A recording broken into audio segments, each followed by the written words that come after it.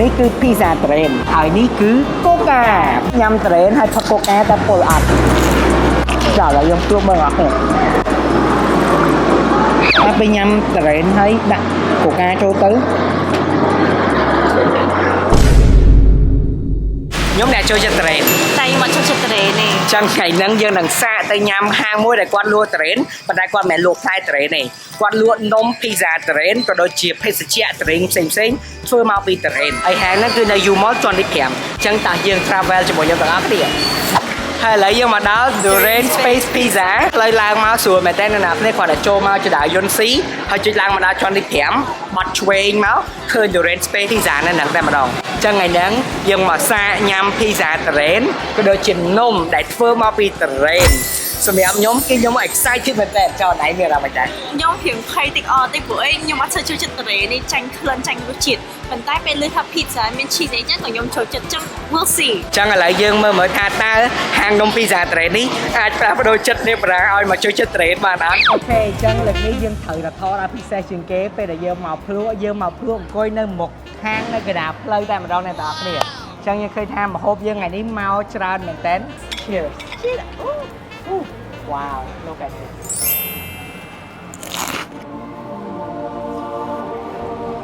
មានអារម្មណ៍ថាស្ទើរតែសាច់ត្រីហើយមួយ cheese សម្រាប់ខ្ញុំដំបូងគិតថាវាអាចកលួនមួយមើលឃើញសាច់ train វាច្រើនវាក្រាស់ណាតែពេលញ៉ាំទៅវាមានរសជាតិប្រៃផ្អែមថាជាតិប្រៃពី cheese ហើយ chewiness ពី cheese គឺវាជួយ balance ក្នុងឲ្យញ៉ាំទៅវាទលាន់ពេកអូខេចឹងដោយសារថ្ងៃហ្នឹង scenery ខ្ញុំចង់ចែកកន្លែងញ៉ាំម្នាក់មួយ slide អូចឹង enjoy អូខេញ៉ាំប្រុសៗណាអូខេមិនដែរបង rate ម៉ាន1ដល់10ហើយម៉ាន3កន្លះ8 1ដល់10 crispy pizza crispy durian bomb ដូចគ្នាតែគាត់វា crispy សាច់ស្រួយវ៉ា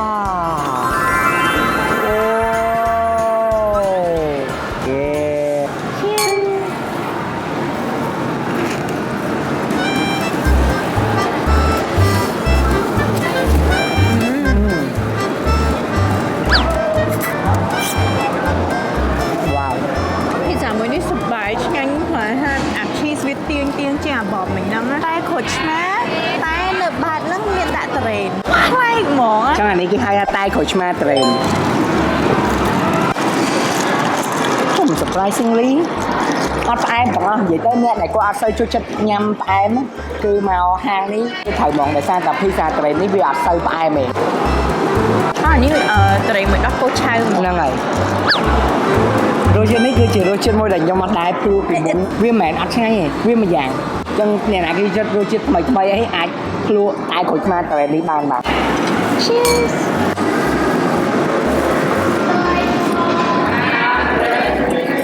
គាត់ថាហ្នឹងឆ្ងាញ់តែមិនឆ្ងាញ់មកគាត់មើលវ៉ាវហើយចឹងបើសិនជាមកហាង train អ្នកនរគ្នាចេះញ៉ាំ train អាច order សាច់មាន់ចៀនចាស់នេះបាទជាថាមាន់គាត់សាច់នឹងណែនហ្មងឆ្ងាញ់មែនតើ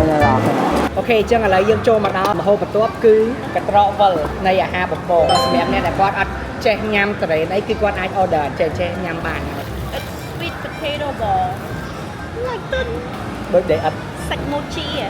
ឈៀហើយអានេះវិញគឺនំព្រិល snow train ទាំងអស់គ្នាអូយឆ្ងាញ់សាហាវមែនតើគេឡើង creamy ហើយសិតតែសាច់ train ណាហូបដាក់មួយម៉ាត់ហើយគឺថាចង់ដាក់មួយម៉ាត់ទៀតហ្មងចឹងមុននឹងចាប់វីដេអូខ្ញុំចង់ធ្វើតែអ្នកនរគ្នាមើលថាតើនេះគឺ pizza train ហើយនេះគឺ coca ញ៉ាំ train ហើយផឹក coca តែពលអត់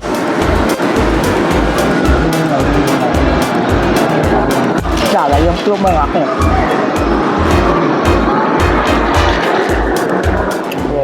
ហើយពេលញ៉ាំ train ហើយដាក់ coca ចូលទៅ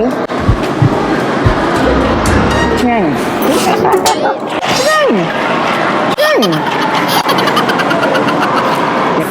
ញ៉ាំបានធម្មតា